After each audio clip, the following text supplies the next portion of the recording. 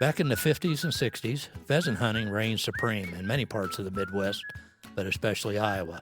Opening day had a special status as several generations would gather at the family farm or other coveted properties to match wits with the king of the upland birds. These experiences remain with us for a lifetime and become memories from the field. Hey, tonight we're very pleased to have a good friend of mine on the show with us, Larry Wray. Larry grew up down in the Grinnell, Iowa area, hunted a lot in Poweshiek County, which at one time was the primo. It was one of the prime areas in Iowa. Larry, thanks for coming on and spending a little time with us this evening. When you first started going out bird hunting, and we'll talk specifically about bird hunting, do you remember how old were you when you at least got to tag along? And that's kind of how he got you kind of introduced into the sport, I assume. Oh, yeah, sure. Yeah. Hunting with my dad and my uncles and my cousins. That was quite a thing. Back then, families gathered, at least once a month at one place or another. And the guys always, my dad and several of my uncles would go out and hunt. And that was a common thing back then. What, now, did you hunt with dogs early on, or did that come later? My dad liked beagles, so we hunt a lot with beagles when I was just a young kid. And then I had an uncle that hunted a lot with Britneys, and that's what kind of got me started when I got older. That was my first real hunting dog, was a Britney. Now, you mentioned opening day of pheasant season. As you got a little older and got it more into the hunting scene, what was opening weekend, or at least the thought of it, being right around the corner? What was that like in your family? Was that almost like a national holiday? Oh yes, we absolutely looked forward to opening day of pheasant season. We would. My brother-in-law and sister farmed near Grinnell, and it was just full of pheasants out in their area. And oh my gosh, yes, we'd look forward to opening day and couldn't wait. And it was just different. The cover was different back then. Farmers just picked the corn, and there were a lot of weeds in the corn, and the waterways were full of weeds. And we'd go out in the morning, and my gosh, we'd have our limit shot by 10 or 11 o'clock in the morning, and then turn around, clean birds, and go out in the afternoon and do it again. So it was a lot different than it is now. What? Now you're 78, if I recall, right? 78. Yeah. Okay, so you would have been hunting as a kid, at least in that 10 and 11 range. You would have started hunting in the early 60s, sure. then? Yeah. Well, let's see. Yeah, it would have been. I graduated high school in 64. And so it would have probably been late 50s, early 60s when I really started hunting. Okay. And as I got older, of course, I hunt a lot more with cousins. And I had a hunting buddy that I've hunted with all these years. We still get out and trudge around a little bit, but not like we used to, of course. So we hunt a lot. Did you have any family rituals, as far as getting ready for opening weekend? It sounds like you went to your brother-in-law's farm most of the time, but I mean, did you do anything like have a meal in the morning, a breakfast someplace, and then went out like a lot of the groups did, or? Oh yeah, we'd always we'd have a big breakfast, and we'd be out there and ready to go as soon as the opening gun. I mean, it was like it opened at 8 o'clock, and we'd be ready to go to hunt right at 8 o'clock, and we'd hunt till closing time that day. So it was a big deal. How old were you when you got to carry your first shotgun?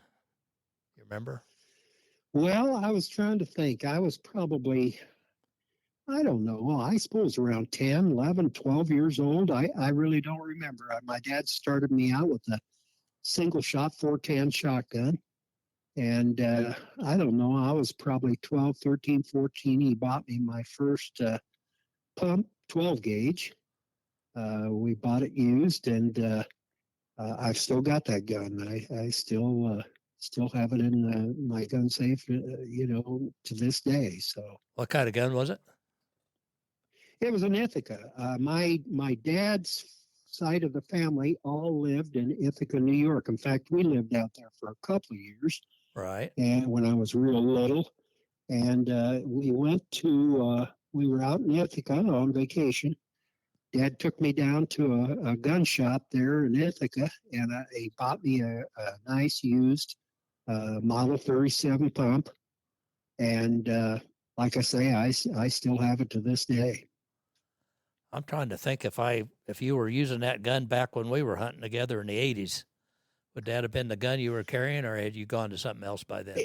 It might have been, but I think what I did is I actually went to a little newer model, I think a 37 pump. I carried that, and I've still got it too. I carried that for years. It wasn't till later on, I think I switched to a Remington semi-auto, but no, I shot that Ithaca for years. Well, I know a lot of guys are fast on the pumps, so you kind of, when you get older in your years, your reaction time isn't as good. And you end up going to one of those semi-automatics, right? Yep, I did. The thing about the semi-automatic, it was so much heavier. That Ithaca 37 was a real lightweight gun, and but yeah, I went to the semi-auto then and shot that for. I still shoot the semi-auto Remington. What we talked about first roosters, and obviously first roosters are a big milestone for anybody in this sport. Do you have any recollection? You remember your first rooster, or? No, I really don't. I can't. I'm sure I shot it with that single shot 410. I got pretty good with the single shot 410. You had to be. You got one shot, Yeah. and you with the 410, you better get it at close range, or you weren't going to kill it. And I got pretty good. So when I switched to the 12 gauge pump, oh my gosh, I felt like I was a real dead eye because it was so much easier to shoot them with a 12 gauge than it was a single shot 410. But no, I really can't remember. I would have no idea. I can't even remember where or how old I was when I shot my first rooster. Probably. How about your son? You remember his first rooster? That was probably more of one that you might have the memory like I would have, but. I don't, and I hate to say that, but I remember my grandson's first rooster. Yeah, He was shooting. Well, actually, he was shooting an Ithaca single shot 20. Ithaca made a single shot 20 lever action, and that's what we got that for him. And I remember him shooting his first rooster. In fact, I've got a picture of him standing holding that first rooster. And he would have been how old, do you think? Oh boy, I would guess Matt was probably 8, 9. Wow. When he shot his first rooster, so he was pretty small. Pretty proud moment for Grandpa. It was. Well, it's always. I have hunted many a mile with that kid, and my son too. Yeah, of course. Well, in fact, I think back in the day, in the when were we hunting a lot together? It was probably in the early '80s, mid '80s, maybe, when CRP was kind of boom. Yep. Because I would say probably. I think my oldest son would have been about 5 or 6. I think I even drug him along on a couple of excursions, if I recall. Yeah. But I believe your dad and an uncle come down with you there. Yeah, Dad used to a couple times. Dad used to come up about every opening weekend. That was kind of the only time we really got to hunt together. And I know that we went down there a lot to Poweshiek County because I always wanted, if you come that far, you always want them. Well, I want them to see birds, or at least get to shoot at birds. Yeah, and I was always pretty sure that they'd be able to do that down there in Poweshiek County. Yeah. We had good bird hunting. And there's still areas. There's pockets of good hunting around Poweshiek County, but it's just nothing like it used to be. Even back when you first started coming down, it was much better hunting than what it is now. Now, here lately, it seems like the last year or two, we're starting to see more set aside areas, and that helps. I think that helps increase the bird population, but it's nothing like it used to be. Now let's talk a little bit about getting into the gun dog scene. Do you remember? I know you're a Brittany guy. I've hunted over several of your dogs over the years. When did you get your first dog, and why did you choose that particular breed? Well, I can't really remember. I was trying to think where I lived when I got my first Brit, but my uncle was a big. Oh, he raised Brittany's, Oh, okay. and I hunt with my uncle a lot over those Brittany's, and so I can't even really remember where I bought my first Brittany, but the first one I got was the best dog I ever owned. He was just a old bud. I named him. My son was an avid Buddy Holly fan, so Yeah, I yeah. I named actually the AKC papers on that first Brittany. His name was Wray's Buddy Holly, and I named him Old Bud. And oh my gosh, that dog was an absolute hunting fool. It had the greatest nose and greatest pointer and retriever. Uh, he was by far my best dog I ever had. I had several Brittany's over the years, but he was the best. I got to hunt over Bud several times, and Probably did. yeah, Yep. yeah. You probably did. Yep. What year you think you got him? Early '80s sometime. Probably would have been. Okay. Yeah. Okay. Probably early 80s, late 70s, early 80s. Yeah, you probably hunt with old Bud. Yeah. What made him? I know he had a good nose, and he was just one of those dogs that was all business in the field. He was going to find every bird out there if before he left, Yeah. before you could get him in the Yeah. truck. But what Yeah. kind of made him special though, and how did that change your bird hunting? I guess to hunt behind a dog like that.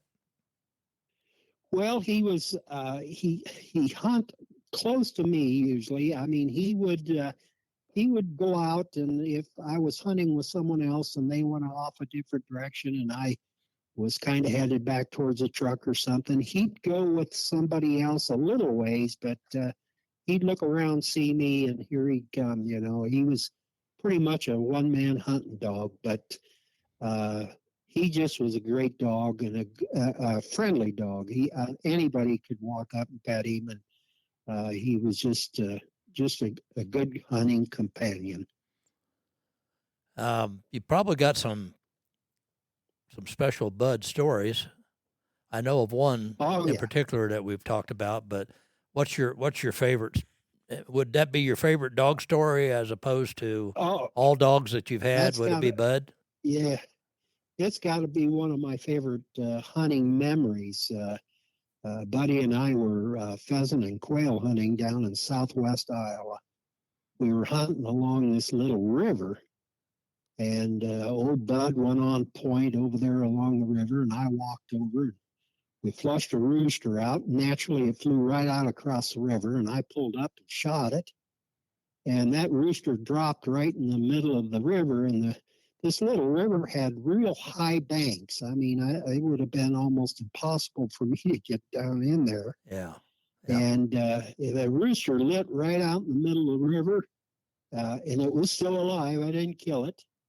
And old Bud, he jumped right off the bank of that river into the water. And down the river, the two of them went. And that rooster. So there was a little current that day in the river then? Oh, yeah. Oh, yeah. There was water in the river. And that old rooster was just a crowing, and here was old Bud swimming down the river behind that rooster, and that rooster was going down the river as hard as it could go. And finally, Bud caught it. Well, he couldn't get up out of the river. The banks were so sharp. So he carried that rooster up and down the bank of that river till he finally found a place to get up and brought that rooster right back to me. I'll never forget that. That was the darndest sight I've ever seen. My hunting buddy he about died laughing. I'd have given anything to have a video of that because that was one of the highlights I'll never forget. And you think that was sometime in the early 80s. Was he's a pretty young dog then? Yeah, he was probably old, I'd say 4 or 5 years old. Yeah. They hit their prime when they were about 02. But that dog hunt, he was pointing birds. Oh my gosh, he was probably 6 months old when I took him out the first time, and he was pointing birds early. That dog he was just a natural hunter. He's kind of one of those that spoils you for the dogs that come. You kind of have that. You kind of have that bar set for that, unfortunately for that next dog that comes behind him. Yep. And I had some good dogs after him, but never anything like him. He was, he just was an excellent dog and a great hunting companion. And I had good dogs after that, but nothing like that dog. He was the best.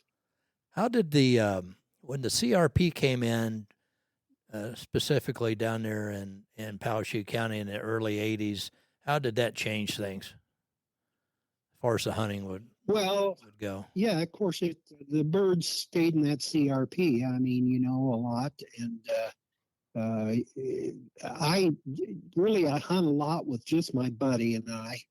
And so you'd have big areas to cover with just 2 guys and a dog. And basically, we just had to let the dog hunt. As soon as the dog would go on point, of course, we'd walk over there and flush the bird. But it changed it a lot in terms of cover. I mean, because back when I was a kid, the cornfields had a lot of weeds and stuff in them. And but you hunt the draws and the creek bottoms, because that's where all the cover was. But that set aside changed that, because you'd have big areas, 80, 90 acres to hunt, and so that changed it a lot. And a lot of that's gone now, isn't it, for the most part? It is, but like I say, it seems like in the last couple years, why I'm seeing more. There's more areas of a lot of grass and stuff, and you're seeing more set aside than there for a while. Boy, we just lost all our set aside, and really as a result of that, we lost a lot of our birds because there just wasn't the cover right around Grinnell, north of Grinnell a little bit, and south of Grinnell. I hunt a lot south and southeast of Grinnell, and there used to be just a ton of cover, but they've cleaned so much of that out. Farmers have bulldozed a lot of the trees out of the creek bottoms, and they mow their waterways a lot, and it just really changed the hunting now. North of Grinnell is still pretty good. There's still areas north of Grinnell, but we don't have the cover that we had there for a while. And I think that's hurt the bird population quite a bit.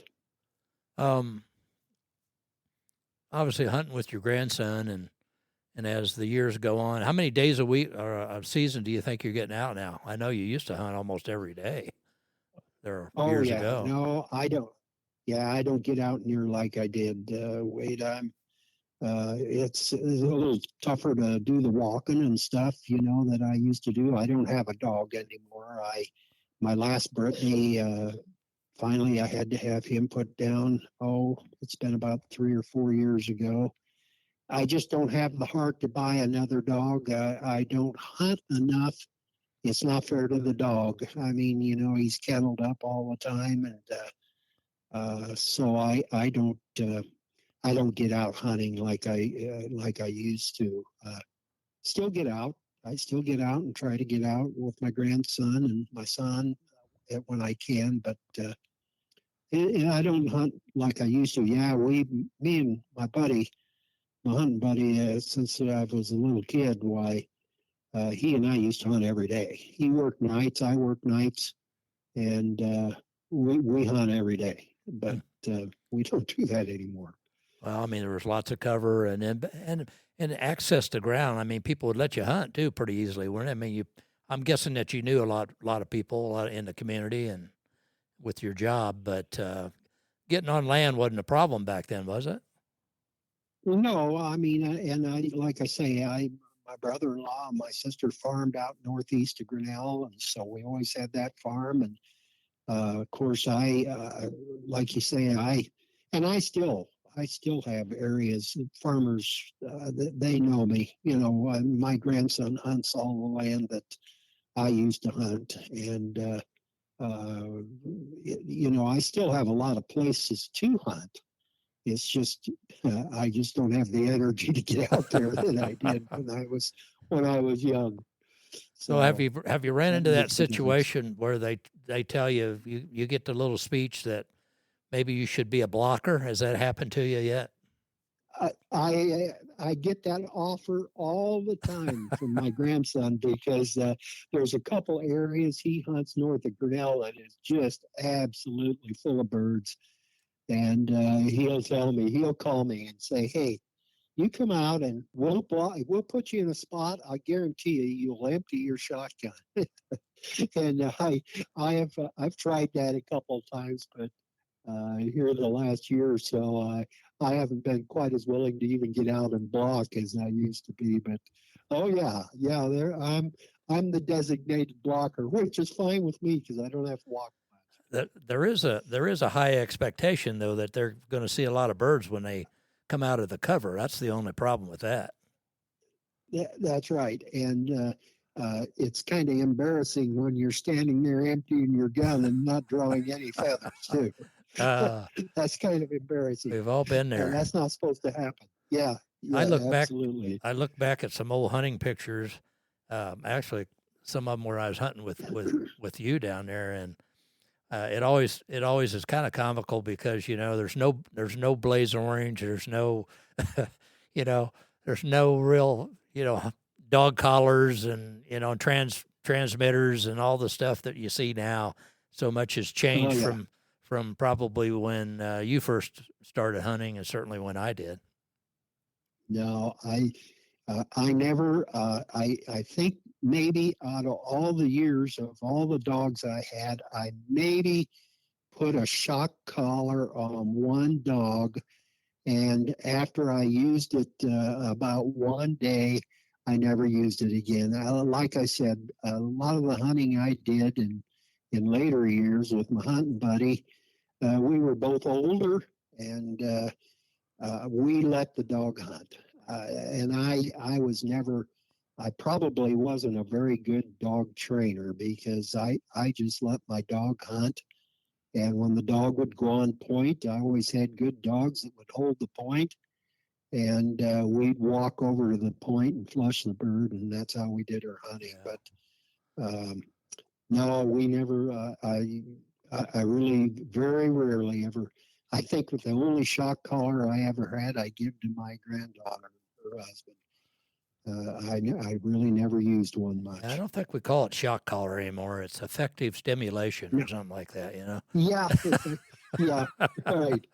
Yeah, However, and yeah, it, and I it's kind of crazy because now I'm running GPS collars on my dogs. I mean, sure. yeah, Yeah, it's kind of nutty. But you ran bells, I think, if I recall. Didn't you have bells on your I dogs? did. Yeah, I thought so. I did. What'd you like about We that? always have a. Well, you could tell where they were at. I mean, back then when we had so many areas that we hunt that was such dense, uh, grass and horse weeds and things. It was just a way to keep track of where the dog might be. And then, of course, a lot of times you were hunting in some standing corn, and I'd listen for the bell. When the bell stopped, I headed to where I'd last heard the bell because the dog was probably on point. So, yeah, that's how I kept track of my dogs. I'd put a little bell on their collar, and that's how I kept track of the dog. That's is that something your uncle did when he had his dogs? Probably that you had picked up from him. He did. Right. He did. He had bells on, and he used a whistle a lot. He would use his whistle, and that's how he stopped the dogs. But I really never tried that much. I carried a whistle with me, but it never really worked all that well for me. But it did him. He had the dogs trained to that whistle. So What do you think as far as pheasant hunting then versus today? Obviously, the cover is a big factor and how that's changed in farming and the agricultural side of it. But what else has kind of affected the number of people that are involved in the sport today versus back then? well, Wade, really, when you look at it, they're just there's just not a lot of young kids that have an interest in that. That's why I always make sure I donate money to our local trap shooting kids, because that's really the only familiarity they get with shooting a shotgun. Kids today just don't hunt like they did when we were kids. Really, that was all there really was to do. I mean, hunting and fishing and spending time outdoors. We didn't have phones. We didn't have video games. We didn't have that stuff. That was our entertainment and enjoyment. And most of the kids I knew when I was growing up, that's what they did. They hunt and fished, and that's how we had fun together. So it's just not the same today. I mean, kids have so many things, and kids are involved in so many outside activities in terms of school and sports, and it's just not the same as it was. Now you have 3 generations hunting now. I know your son, and in fact, I think the first time I hunted with you, I think I want to say he was 10, 9 or 10. My son, yeah, Yeah, probably. Chris, Yep, I think he was 9 or yep, 10. yep, First time we went yep, into field together, if I recall, and yep, he was kind of in that phase of tagging along, carrying a bird now and then, and and trying to yep, learning the yep. ropes and learning how to be safe and that That's kind it. of thing. And then fast forward several years later, obviously he's carrying a gun, and now his grandson's carrying a gun. Is there a great grandson or a grandchild that's going to be the next Uh, generation? yes, Yeah. my granddaughter, her husband is a big. He loves to hunt and fish. He hunts and fishes just like my grandson. And his little boy, 6 years old, but he's already been hunting with his dad, taking him. His dad takes him to the deer shack. They deer hunt. Or coyote hunting. He's riding right along coyote hunting. And they do a lot of ice fishing. They do a lot of fishing in the spring, pond fishing.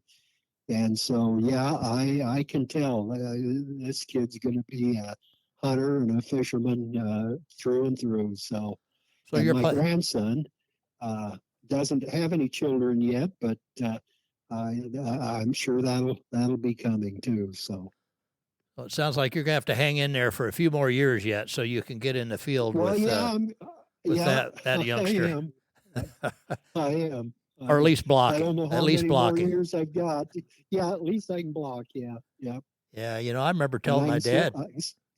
I remember telling my dad, hey, why don't you take the truck and go down there and block? And he was kind of a little bit put out about it, but kind of Yeah, like, well, it's finally come to that, I got to go down there and yeah. take the truck down there. I'm the But one. Yeah, I'm the one to drive the truck and pick them up. Huh? and I kind of was Yeah, too but when it happened to me a few years ago, and yeah, but then after I got down there and saw the rough cover they were going through and the birds were coming right over the top of me, I decided, well, maybe this isn't a bad deal. yeah, yeah. You got Absolutely. to learn to Yeah, accept and it. yeah. I have. Let me tell you, I have accepted it. I know after I go out and do a little walking that night after a shower and sitting in my recliner, I realize why I've accepted it. Yeah. So So, so like next fall and opening weekend, what will that be like? Well, I mean, it may not be as revved up as it used to be in the old days, but is that still something that you look forward to? oh yeah, Okay. we're still out there. Opening morning, we're still out there. This year, my old hunting buddy and I, we did a lot of sitting in the pickup and watching. Yeah. But yeah, we're out there opening morning. As there's no question about that. So we still look forward to that. What is the but when we talk about stories, you have any other stories? You got any crazy things you saw a rooster do to your dog or just do to you as a hunter? Do you have any stories like that that you can recall off the top of your head? No, I really can't think of anything. The roosters. In the early years, it seemed like they would set and you wouldn't fly until you walked up on them. But in later years, they got to running so much, and that was hard on the dogs, is trying to follow the roosters. And no, I really can't think of that one story about the river. That sticks in my mind. But oh no, I lot of memories of hunting and Now, uh, now you mentioned quail hunting. Was that something you enjoyed doing as well? oh yeah, I really I like quail. I love quail hunting more than I did pheasants. We would make a trip every year. We'd get a bunch of us, and we would go down into around Creston. We'd stay down there for 2 days and 3 nights. We'd make a trip out of it. I loved the quail hunt, and it was so much fun with the dogs because quail would they'd stay. I mean, they didn't run. They'd covey up, and then you'd jump that first covey, and then hunt the singles, and it was perfect for the dogs. The dogs it worked great for the dogs.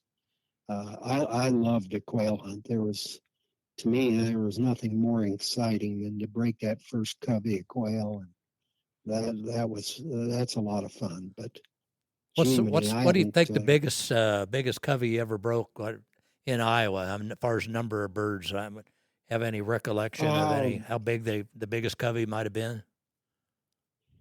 oh my gosh, I can't.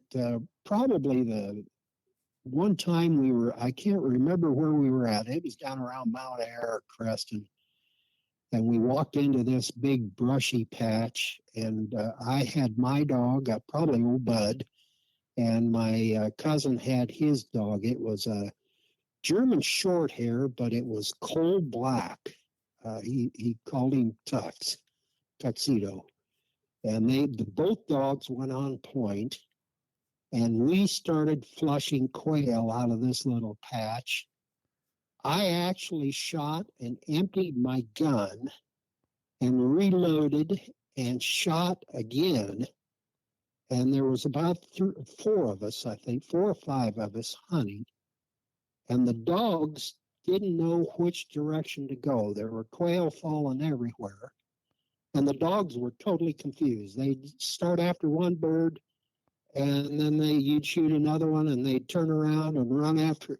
They were totally confused. I wouldn't even want to guess how many quail come out of that little patch. 40, 50 quail anyway, I'd say. Wow. It was unbelievable. And I think we ended up with 10 or 15 quail out of that one spot there. It was unreal. Would you have to get down around the Missouri border there to get in any quail for the most part? Well, we hunt, like I say, down around Creston, which is it's in Mount Air. We did a lot of hunting. I had a cousin of mine had a son-in-law that his dad owned a bunch of ground down around Creston, and oh my gosh, we could park our pickups and get out of the pickup, and we could hunt that ground really all day. We'd take a lunch with us, and we'd hunt that one area there all day until we were just exhausted, and the dogs would be just totally worn out. It was it was something. When's the last time you quail hunted like that? Has it been a while? Oh my gosh, yes. It's been years. I mean, I haven't. We did a lot of hunting in south of us here, down around Oskaloosa and Bussy, and we did a lot of quail hunting down in there. But it's oh gosh, wait, I wouldn't couldn't even remember the last time I did that. We were young, younger, for sure, and we don't have. There's not very many quail around here, not like what you run into. And my understanding of my hunting buddy has a good friend that has a young kid that they do a lot of quail hunting still in Southwest Iowa, and still see a lot of quail down in there. But we don't have the quail around here that they have down there. What one of the issues too come along when you get that dog and start hunting with the dog versus when before that. But how did that really change things going forward? What do you mean as opposed to hunting without a dog? Right, right. Yeah, it's to me, there was a lot of enjoyment for me just watching the dog hunt, and and having the dog point, shooting the bird, and then watching the dog find the bird and bring the bird back to you. To me, that was 90% of the hunt. I didn't really care. I never got really excited about how many birds I shot, or it was watching the dog work, and that was a lot of the enjoyment out of the hunt for me, was just enjoying the time with the dog. And then, of course, there were times when you didn't have the dog with you, and it just wasn't the same to me. But I always enjoyed hunting with the dog.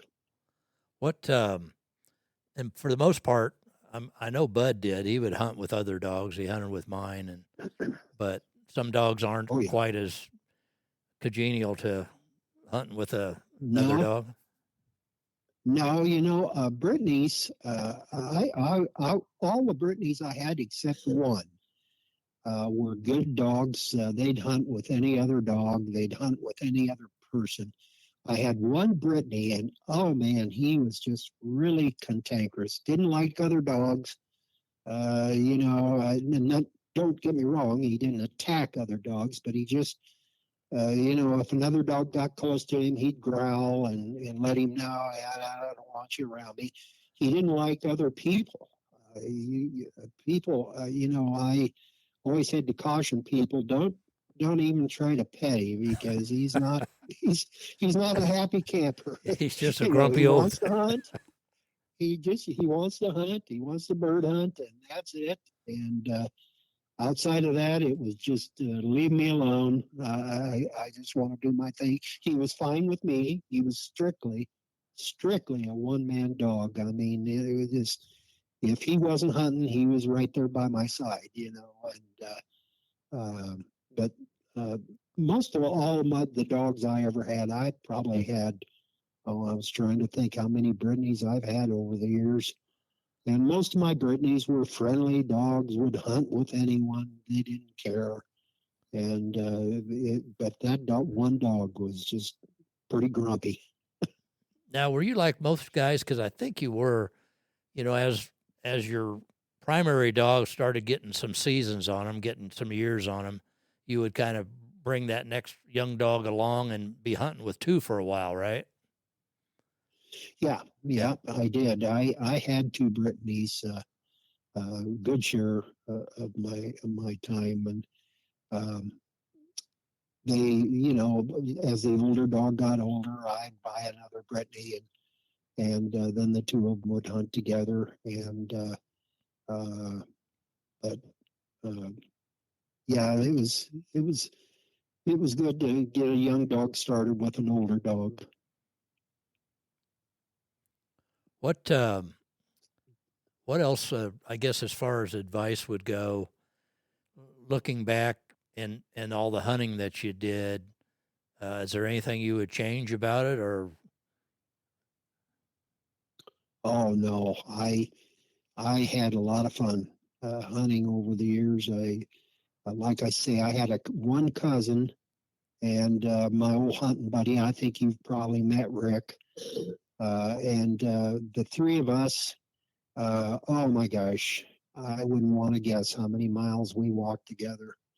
I would just, any advice I would say is, if you've got a hunting partner, that's great. If you don't, that's fine. If you want to hunt by yourself, but the main thing is just enjoy it, and don't make work out of it. Just go out and enjoy it. If you see birds and get to shoot a bird or two, that's great. If you don't see any, that's great too. You're outside and in the fresh air and enjoying yourself.